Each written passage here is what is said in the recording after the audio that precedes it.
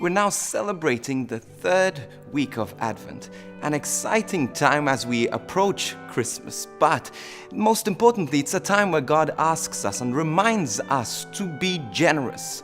Now, we're preparing to give gifts. We're preparing also to receive gifts. But it is a time to remember that it is about giving. This is what Jesus tells us in the gospel. In fact, he says to give, but to give not only of our overflow, not only of what is extra, but to give of what we have and to give of what we are.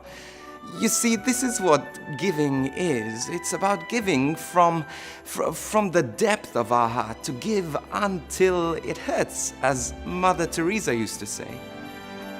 I just want you to imagine this to be like a jar, a big vase that is filled with water. This is our life, this vase filled with water that is overflowing with love, with the love and the generosity of God towards us. And so we give, and when we stop giving, then the water inside becomes stagnant. So we are to constantly, as Christians, to constantly think about and think of ways we can give to others and serve others, and not just receive. But you see, this is the issue. If we stop receiving, if we stop allowing God to love us, then it's going to become so hard to give, so hard to be joyfully generous. Because then our jar starts to empty. And as it starts to empty, we stop giving out of what God has given us, out of joy, and we start giving of ourselves. And in the worst case scenario, we start to break, you see, we start to go dry. And when we start to go dry, then we give even more of ourselves and sometimes of our brokenness, and we start to break off this jar. And this is where we lose all sense of joy and all sense of purpose, because we're broken.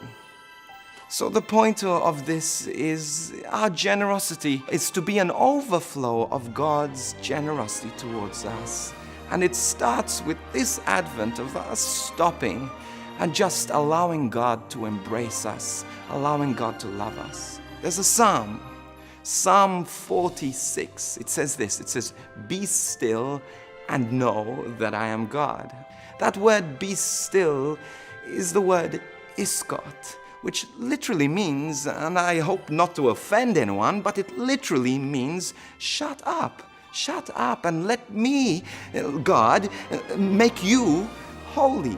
Let him be generous with you this Advent. And out of that overflow, be generous. Give even until it hurts.